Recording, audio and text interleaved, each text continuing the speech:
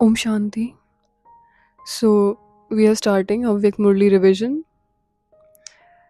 सारी अव्यक्त मुरली कवर करने की हम कोशिश करेंगे, जिससे हम अच्छे से ब्रेक करके साइंटिफिकली और प्रैक्टिकली उसे लाइफ में कैसे इम्प्लीमेंट करें समझने की कोशिश करेंगे.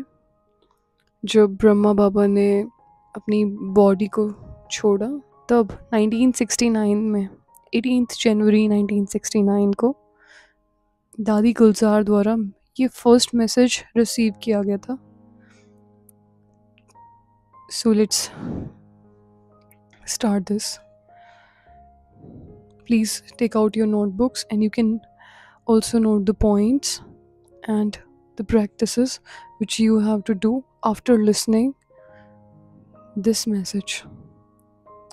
So the day was 18th January 1969. पिताश्री जी के अव्यक्त होने के बाद अव्यक्त वतन से प्राप्त दिव्य संदेश गुलजार बहन द्वारा, दादी गुलजार के द्वारा. आज हम जब वतन में गई तो शिव बाबा बोले, साकार ब्रह्मा की आत्मा में आदि से अंत तक 84 जन्मों के चक्र लगाने के संस्कार हैं. 84 बर्थ्स उन्होंने चक्र लगाए हैं. तो वही संस्कार की वजह से आज भी बाबा वतन से चक्र लगाने गए थे. जब बाबा ने शरीर छोड़ दिया, जब उनकी आत्मा वतन में पहुंच गई, देन ऑल्सो वो नीचे सबको देखने के लिए, चक्र लगाने के लिए आए थे. दादी संदेश में कहते हैं कि जैसे साइंस वाले रॉकेट द्वारा चंद्रमा तक पहुँचे, जितना चंद्रमा के नज़दीक पहुँचते गए उतना धरती की आकर्षण से दूर होते गए. पृथ्वी की आकर्षण खत्म हो गई. वहाँ पहुँचने पर बहुत हल्कापन महसूस होता है. सो 1969 पे लोग मून पर जाने की कोशिश कर रहे थे. बाबा ने उसी के बारे में बताया कि जितना जितना ग्रेविटेशनल फोर्स से, यहाँ बाबा धरती की आकर्षण की बात कर रहे हैं, ये एक अट्रैक्टिव फोर्स की यहाँ बाबा बात कर रहे हैं कि धरती में एक आकर्षण है. जितना जितना उस आकर्षण से दूर होते गए उतना हल्कापन महसूस होता है. और जैसे ही हम बच्चों के लिए कह रहे हैं कि तुम बच्चे जब सूक्ष्म वतन में आते हो तो स्थूल आकर्षण खत्म हो जाती है. अब स्थूल आकर्षण बहुत सारी चीज़ों की हो सकती है, 5 एलिमेंट्स की, बॉडी की, हमारे विकर्मों की वजह से स्थूल आकर्षण होता है. ठीक है, हमारे जो संस्कार हैं वो भी हमें बांध के रखते हैं.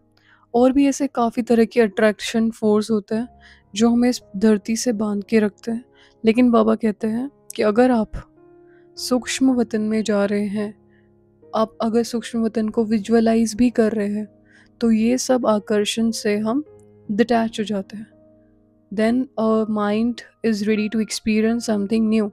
इसीलिए बाबा कहता है कि अगर मिलन मनाना है तो वतन में आके मिलो. ऐसे नहीं कि बाबा को हम नीचे बुलाते रहे. वो कहते हैं अपनी बुद्धि को यूज़ करके सूक्ष्म वतन में आकर के अव्यक्त मिलन मनाने की कोशिश करो.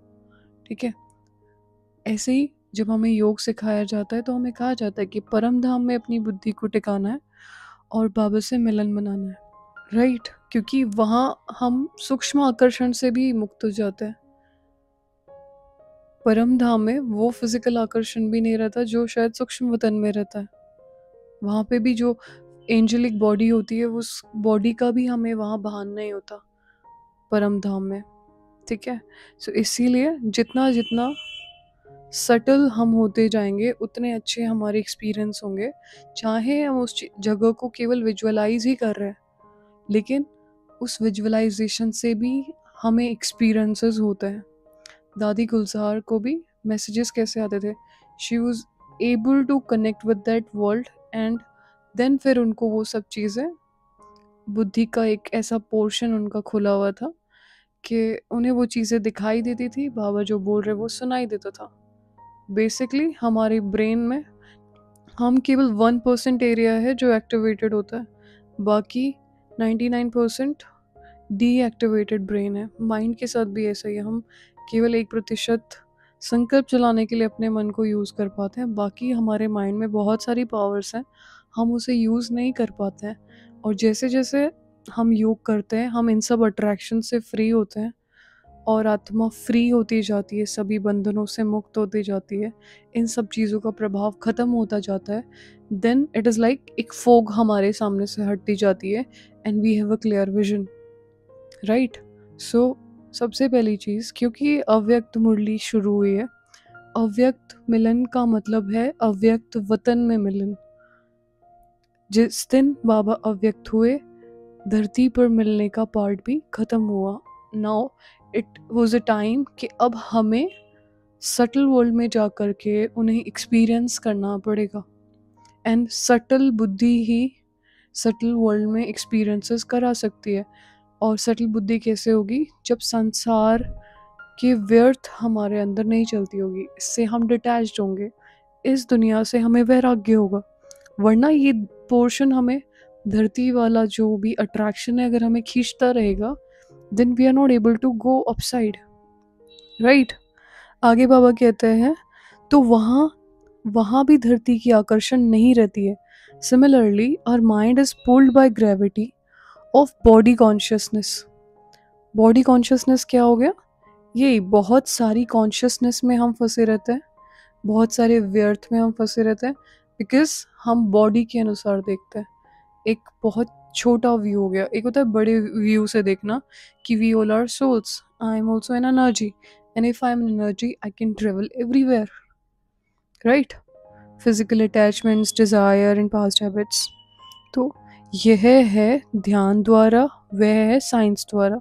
सो वी आर मोर पावरफुल ना, कि साइंस में वो लोग कितना फ्यूल लगा करके मून तक जाने की कोशिश करते हैं, कितना मिलियन ट्रिलियंस ऑफ डॉलर्स और करेंसी वो वेस्ट करते हैं। बाबा हमें एक सेकंड में आके बताते हैं कि आप ध्यान द्वारा वतन तक जा सकते हो। इवन 5 एलिमेंट्स बने ही नहीं है धरती वाले ग्रेविटेशनल फोर्स को छोड़ करके कहीं और जाने के लिए, राइट। बट आप ध्यान द्वारा तीनों लोकों में ट्रैवल कर सकते हो। So this is the deep science, right. बाबा कह रहे ये है ध्यान द्वारा, वह है साइंस द्वारा। और भी एक अंतर बाप दादा सुना रहे हैं कि वह लोग जब रॉकेट में चलते हैं तो कनेक्शन नीचे वालों से होता है, लेकिन यहाँ तो जब चाहे जैसे चाहे अपने हाथ में है। मतलब रॉकेट्स जो हैं अगर ऊपर जाते तो ऑपरेट नीचे वाले लोग ही करते हैं, ठीक है। हालांकि ये सब चीज़ें रिवील नहीं हुई थी, यूएसए में 1961 से ही मून पे जाने की कोशिश की जा रही थी, ठीक है। लेकिन और मून लैंडिंग भी नहीं हुई अभी तक। बात हो रही है 18 जनवरी 1969 की।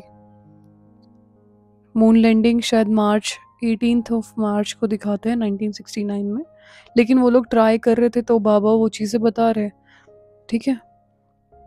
वो कह रहे हैं कि इसके बाद बाबा ने एक दृश्य दिखाया।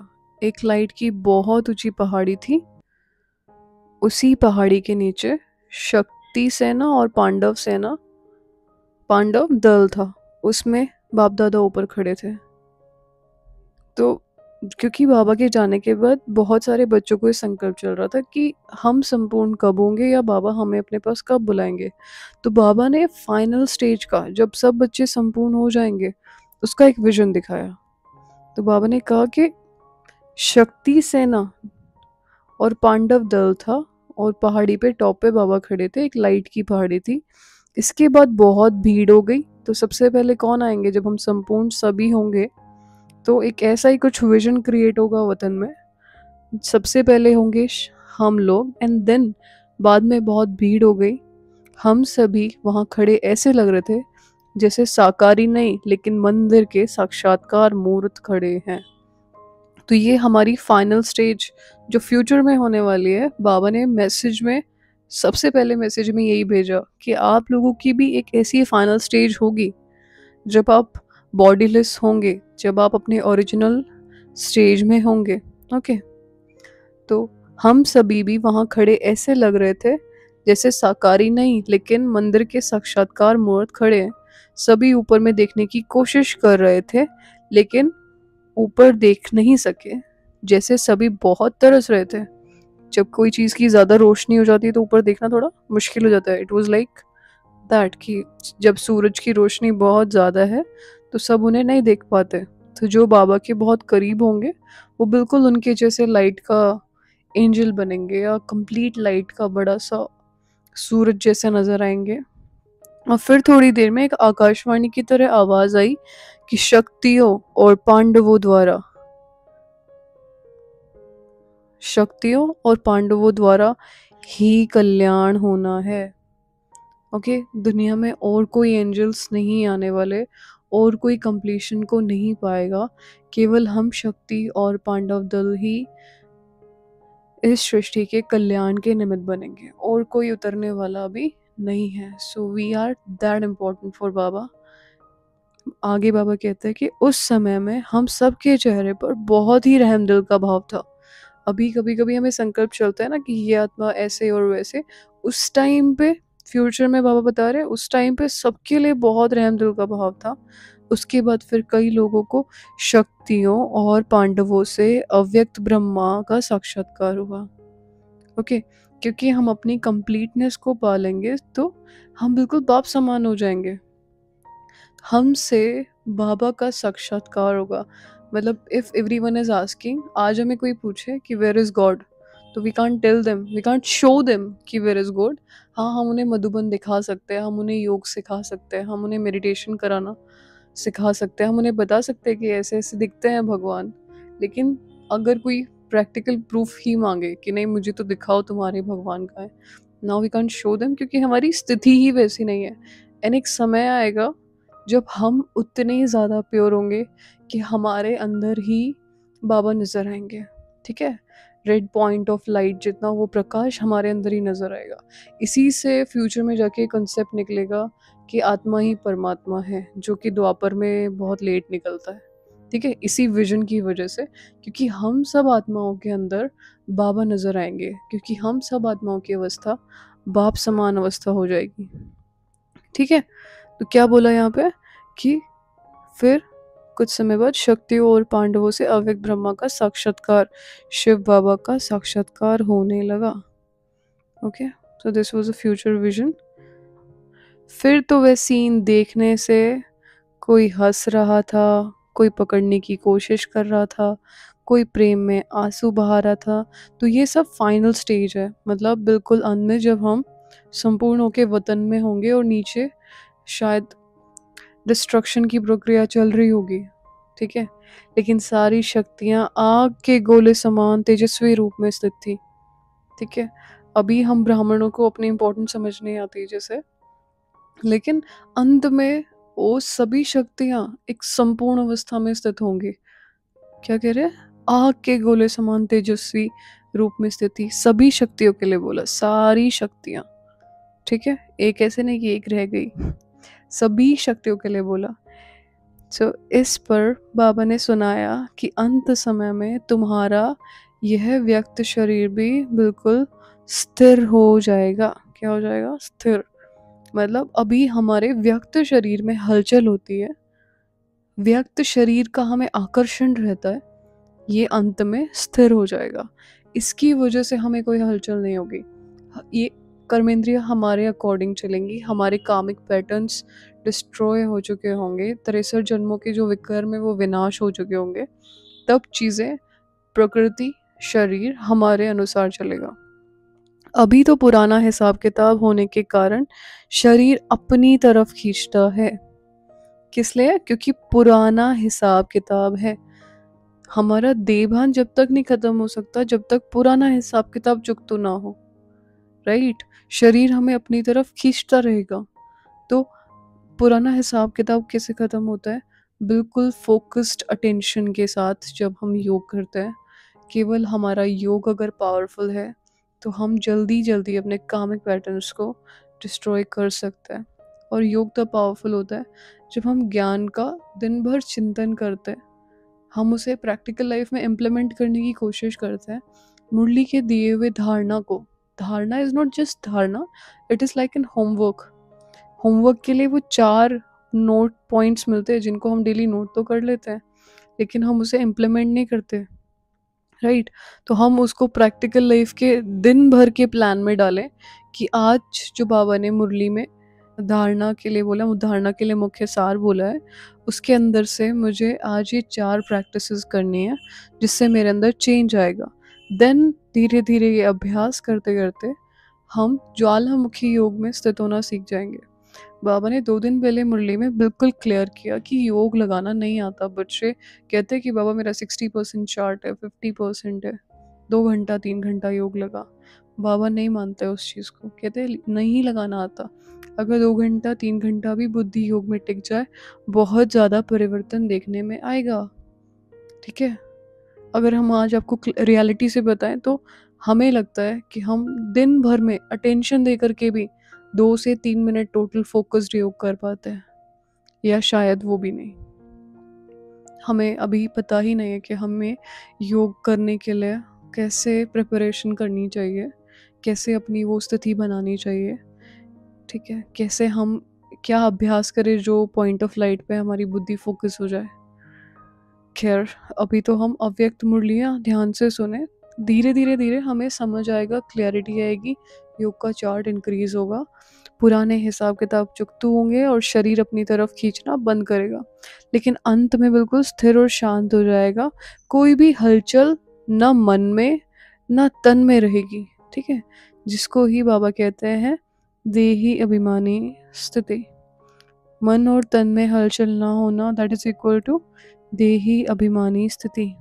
दृश्य समाप्त होने के बाद बाबा ने कहा, तो बाबा ऊपर क्या दृश्य दिखाते हैं, इमेजेस या एक विजन, 3D पूरा विजन दिखाते हैं कि फ्यूचर में ऐसा ऐसा होगा। तो वो मर्ज और इमर्ज होता है, वहाँ पे संकल्पों से विजन्स क्रिएट हो जाते हैं।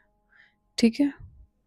तो बाबा कह रहे दृश्य समाप्त होने के बाद बाबा ने कहा, सभी बच्चों को कहना कि अभी देही अभिमानी बनने का पुरुषार्थ करो। उसके लिए हमें अपने पुराने हिसाब किताब चुकतू करने का प्लान बनाना पड़ेगा, क्योंकि उसी से हमारा शरीर अपनी तरफ खींचना बंद करेगा, और जब मन और तन में हलचल समाप्त होगी तभी हम देही अभिमानी बन सकेंगे। ओके। तो बाबा ने जो कहा कि देही अभिमानी बनने का पुरुषार्थ करो, उसके लिए प्लान निकालो कि हम अपने हिसाब किताब कैसे चुकतू करें, या दिन में अपने चार्ट में ये प्लान में डालें कि मुझे ये अभ्यास करना है। ठीक है, ताकि हमारे हिसाब किताब चुकत हो। अभी हम बता देंगे कि आपको क्या अभ्यास करना है।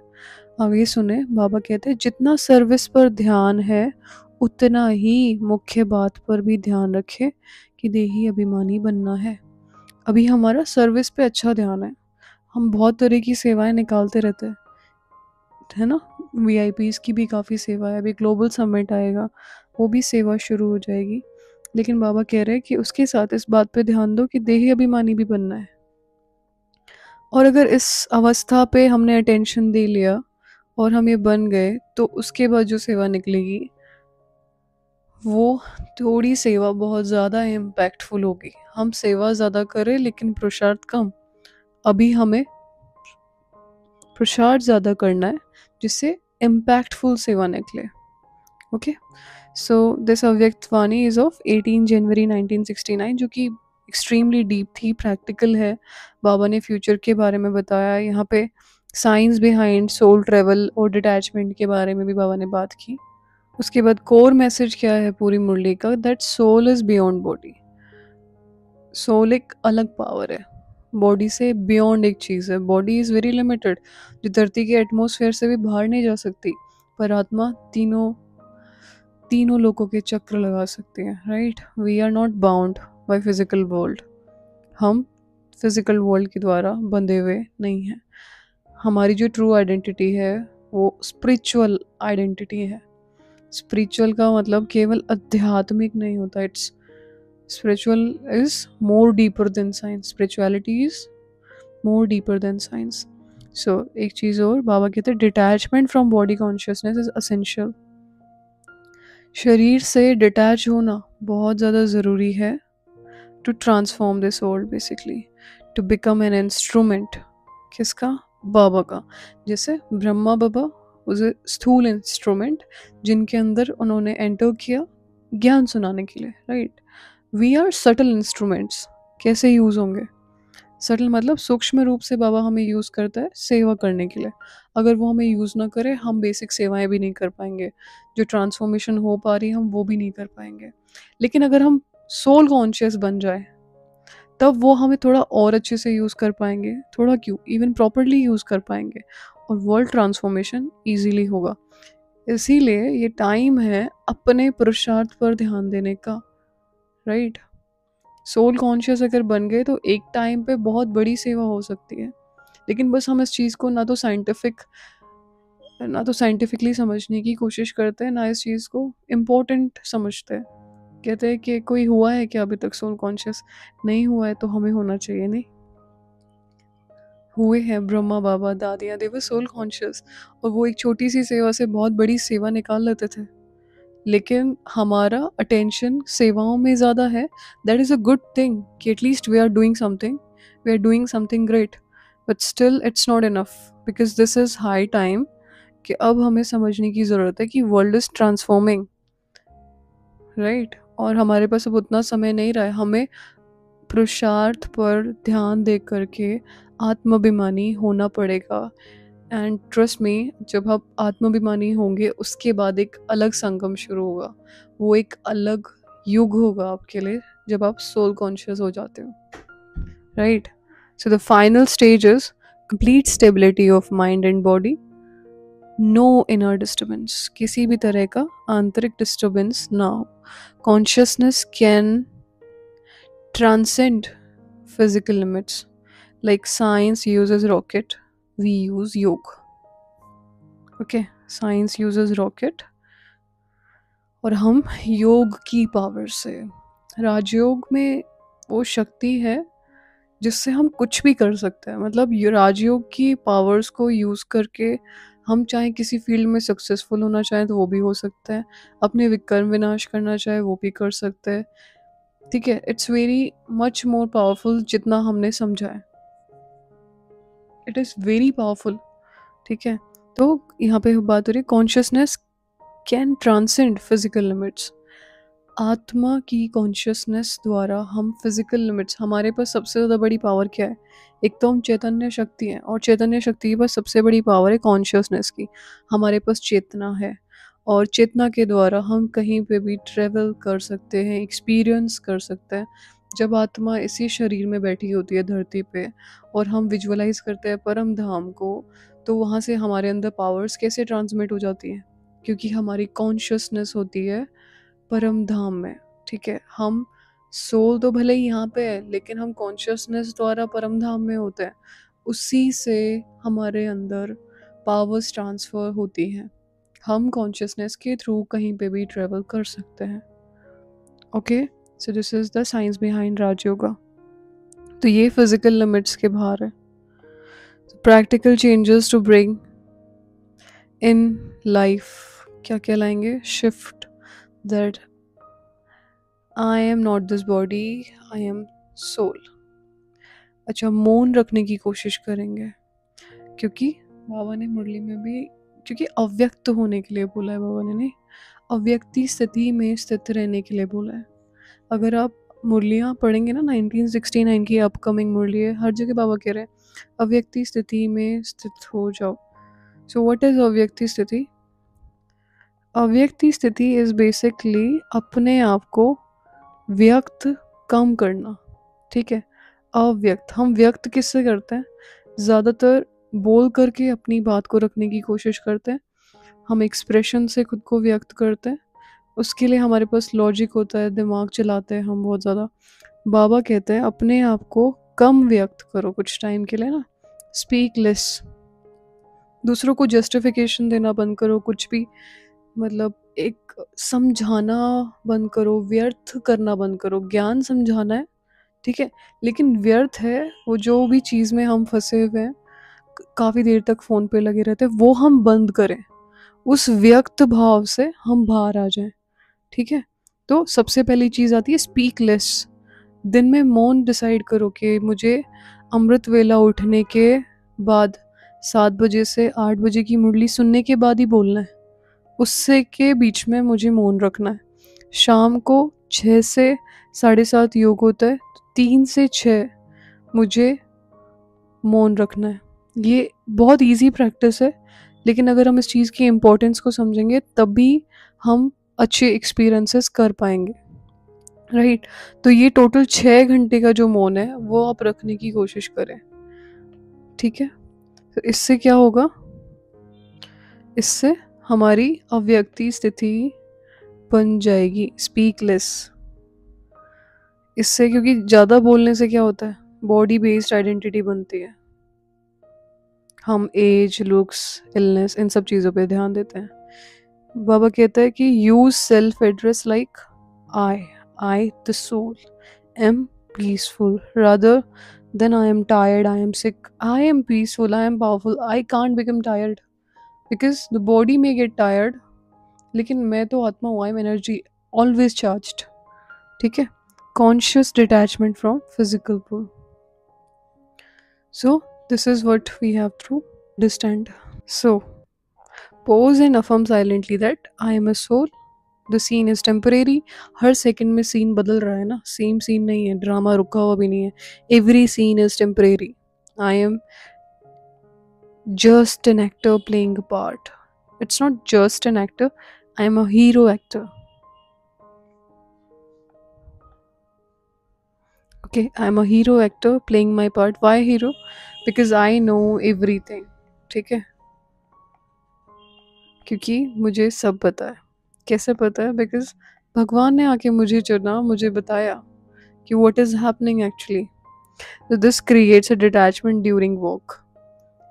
स्ट्रेस से डिटैचमेंट होता है, कॉन्फ्लिक्ट से डिटैचमेंट हो जाता है, ठीक है। ये कॉन्शियसनेस में रहना होता है, याद रखना होता है। हम ना भूल जाते हैं, तब प्रॉब्लम शुरू होती है। पेन क्यों फील होता है? बिकॉज हम भूल जाते हैं हम हैं कौन, बिकॉज हम भूल जाते हैं this is just a temporary scene. Okay, we are actors, we are hero actors, हम ये भूल जाते हैं, तब पेन फील होगा।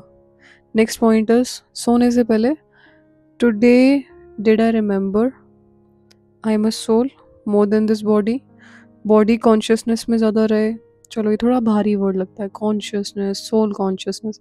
बॉडी याद ज़्यादा रहती है या सोल अपने आप को ज़्यादा रिमाइंड करवाते हो अपने आप को?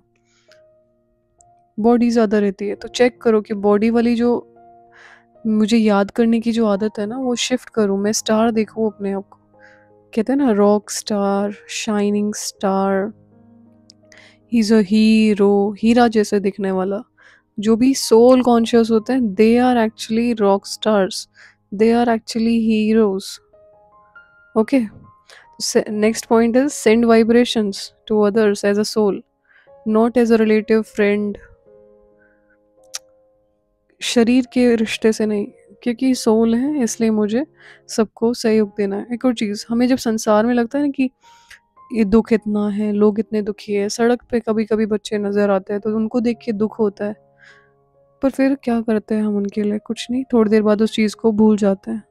सो उनके लिए बेसिक चीज़ करें, उन्हें वाइब्रेशंस भेजें। जब भी आप योग में बैठें, उन्हें पावर की वाइब्रेशंस दो कि you are peaceful soul, you are powerful soul, ठीक है।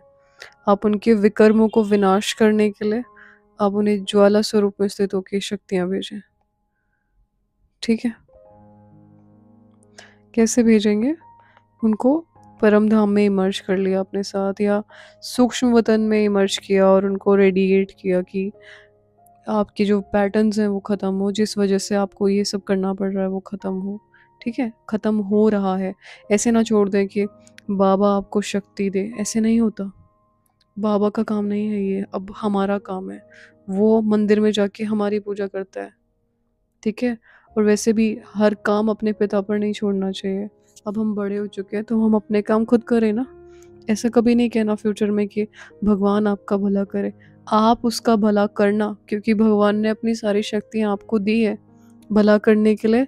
शाम को जब योग में बैठते हो, डिसाइड कर लो कि मुझे 1 घंटे योग में आधा घंटा जो लोगों को मैंने पेन में देखा है उनको रेडिएट करना है, उनको शक्तियाँ भरनी है। एंड दिस ये जो शक्तियों का जो लेन देन है ना, ये एक्चुअली होता है। ऐसे नहीं है कि आप बस किसी को इमर्ज कर रहे हो वतन में तो वो कुछ नहीं हो रहा, लेकिन वो होता है जब आप किसी को, अभी संसार में एक रेकी वर्ड यूज़ करने लगे हैं।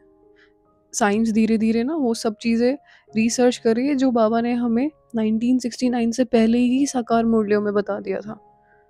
ठीक है, अभी साइंस धीरे धीरे डेवलप हो रही है, तो रिसर्च हो रही है कि रेकी भेजते हैं, उस आत्मा को इमर्ज करते हैं, फिर वो उधर ठीक हो जाता है।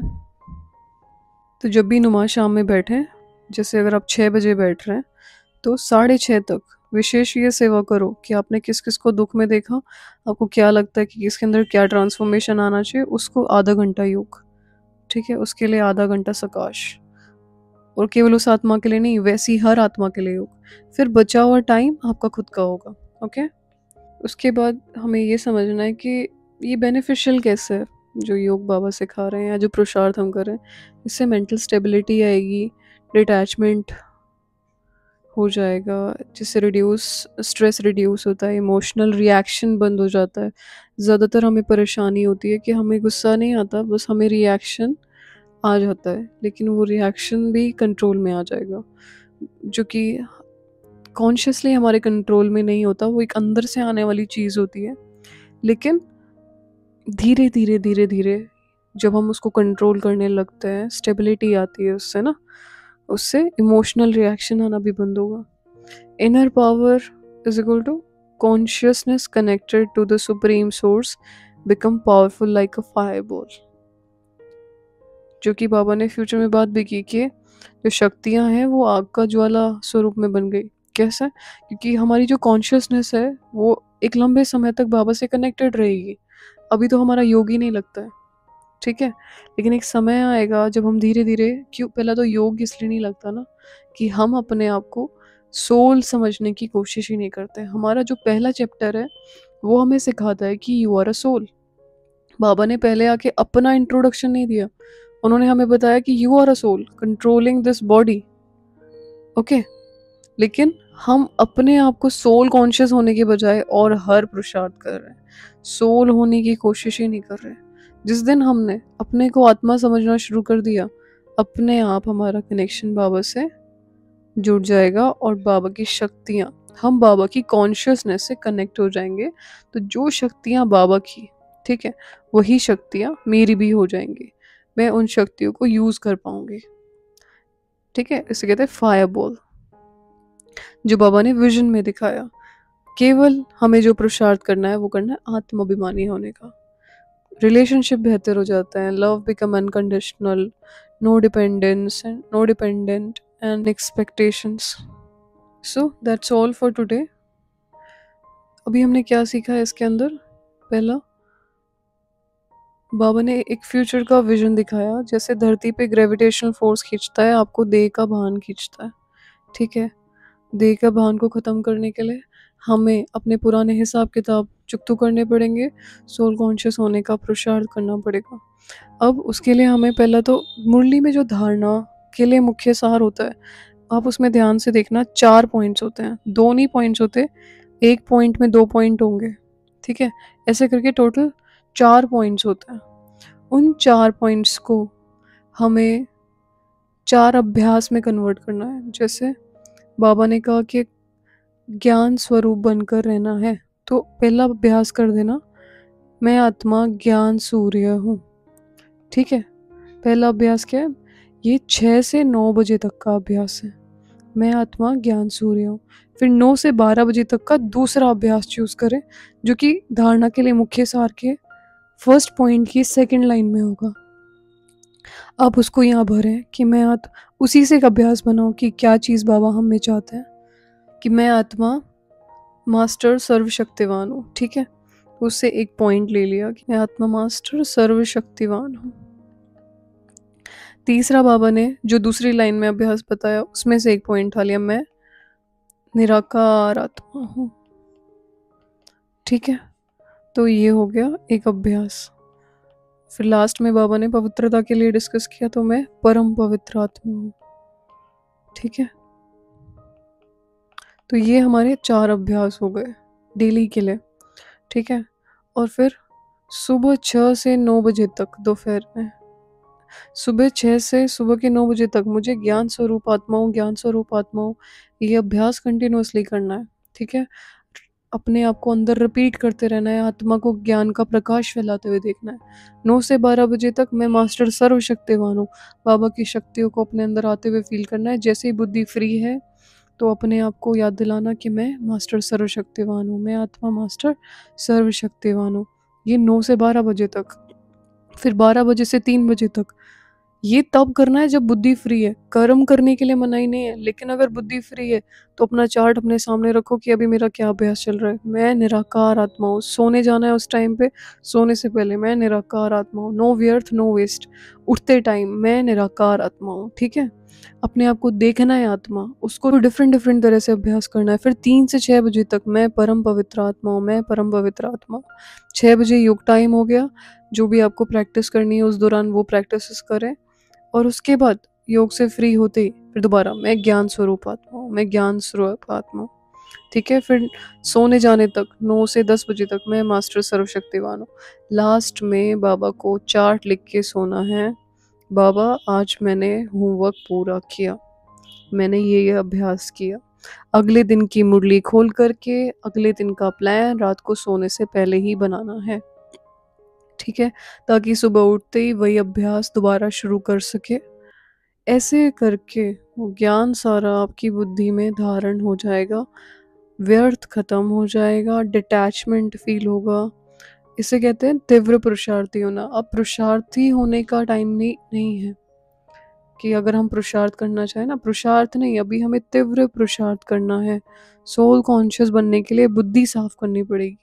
बुद्धि की सफाई होगी जब बुद्धि बिजी होगी श्रेष्ठ संकल्पों में, ठीक है?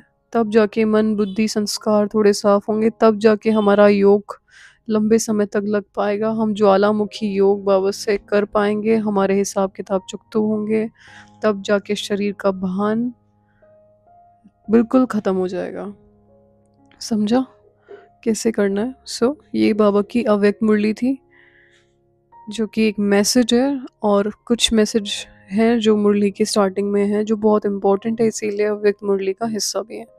इन्हें आप डीपली समझने की कोशिश करें, क्योंकि now this is the time to implement everything in our life. जो अभी तक हमने नहीं किया पुरुषार्थ में, अब भी करने का समय है। कल को परिस्थिति ज़्यादा ख़राब होने वाली है, अब भी टाइम है कि हम वो कर लें, क्योंकि ये वही समय है जब ड्रामा हमसे अपने आप पुरुषार्थ कराएगा। बाबा ने कहा था ना, तो ये वो पुरुषार्थ का समय आ चुका है। Okay, fine, that's all for today. ओम शांति।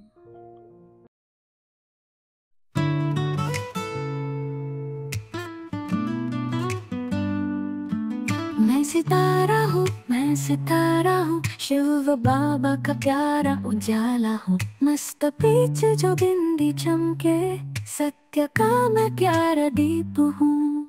निराकार का मैं हूँ बेटा, आत्मा हूँ मैं चमकता सिता। पवित्रता मेरी है शान, शिव बाबा का रूहानी गान। मैं हूँ चैतन्य शक्ति का रूप, परम धम की रोशनी हूँ। ज्ञान योग में मन लगाया, दिल का दीप जलाया। मन बुद्धि का राजा हूँ, सच्चाई का सहारा हूँ। ब्रह्मा बाबा का संग मिला, शक्तियों से मन को भरा।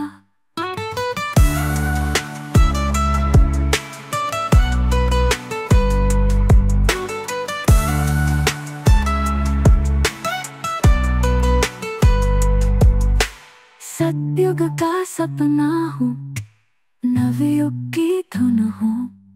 हर दिल में खिलता उजाला, जग उठी प्रेम की ज्वाला।